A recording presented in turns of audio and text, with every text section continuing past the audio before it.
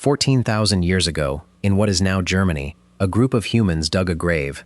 Inside, they laid a man and a woman, and then they did something that, for its time, makes no logical sense at all. They placed a young dog in the grave with them, not as food, not as a sacrifice. We know this because of what that dog's bones reveal. This puppy had been desperately sick, struck by a disease like distemper, the kind that causes seizures and stops an animal from eating or even standing. In the wild, a dog that's sick is dead in days, but this one lived for weeks, which means someone kept it warm, someone hand-fed it. Someone sat with a dying animal that could do nothing for them, gave it nothing, hunted nothing, guarded nothing, and cared for it anyway. And when it died, or when they died, they made sure they would not be apart. 14,000 years later, we dug them back up and found them still together. So here's the question that should stop you. Why? Why would ancient humans, people fighting every single day just to survive, people for whom every scrap of food and every ounce of effort was a matter of life and death, spend their precious energy burying an animal? And not just burying it, but placing it gently beside them, sometimes with their hand resting on its body, as if to say, "You're coming with me." This isn't one strange grave. It's a pattern, found across the entire world, going back further than farming, further than cities, further than almost anything we call civilization.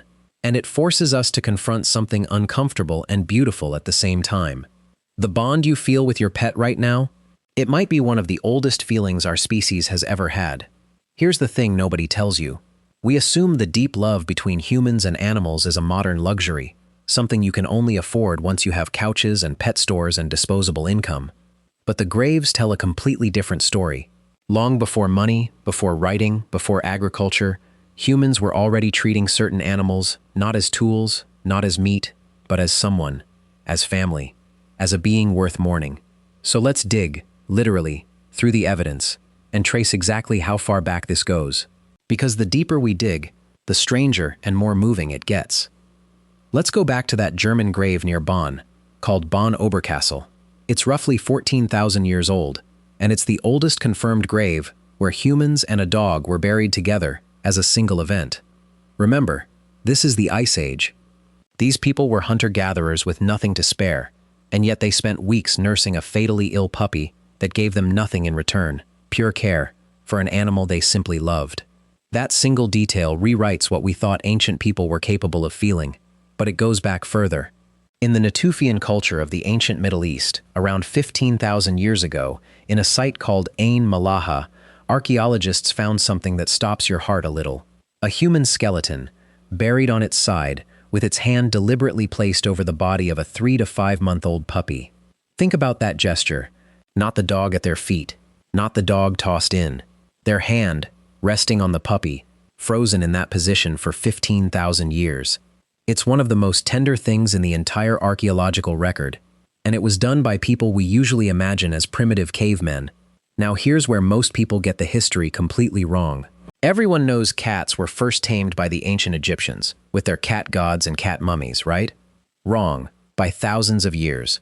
On the island of Cyprus, archaeologists found a 9,500-year-old human grave, and buried carefully right beside it, just inches away, parallel to the body, was a cat. And here's the kicker. Cats aren't native to Cyprus. Someone had to deliberately carry a cat across the sea by boat to that island. The cat's bones showed no signs of being eaten. It was placed, with intention, beside a person who was buried with rich offerings, shells, polished stones, tools.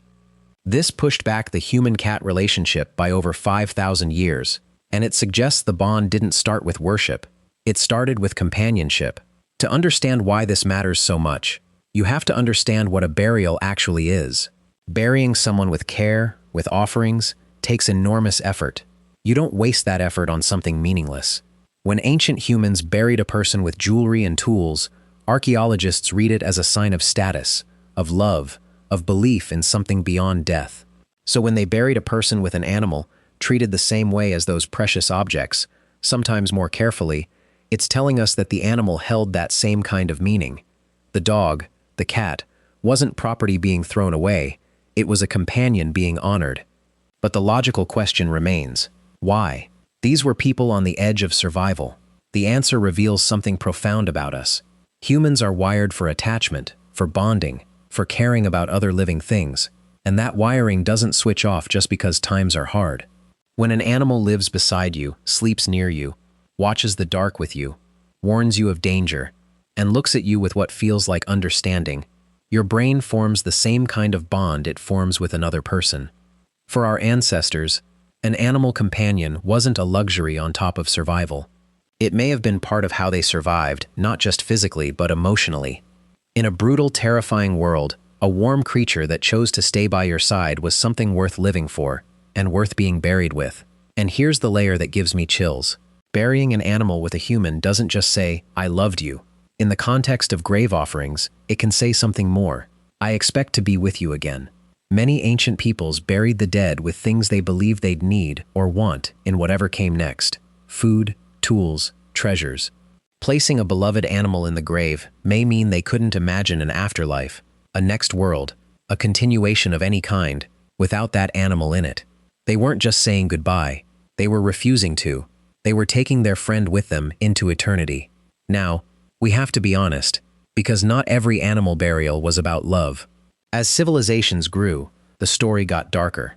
In some ancient cultures, animals, and even humans, were sacrificed and buried alongside the powerful, killed specifically to accompany a king or noble into the afterlife. Horses, slaughtered to serve a chieftain. Animals destroyed as offerings to gods. The same act, an animal in a human grave, could mean tender companionship or cold sacrifice, devotion or domination. And telling the two apart, thousands of years later, is one of the hardest and most haunting jobs archaeologists have. The bones don't always tell you whether an animal was a beloved friend laid gently to rest, or a life taken to serve someone's status in death. Humanity's relationship with animals has always lived in that uneasy space, between the deepest love and the deepest cruelty, sometimes in the very same grave. So why were ancient humans buried with animals? Because the thing you feel when your dog rests its head on your knee, when your cat curls up against you in the dark, is not new. It is not modern. It is not a product of comfortable lives and pet stores. It is ancient. It is one of the oldest threads of feeling running through our entire species, stretching back 15,000 years, and almost certainly far beyond, to a time before farms, before writing, before history itself.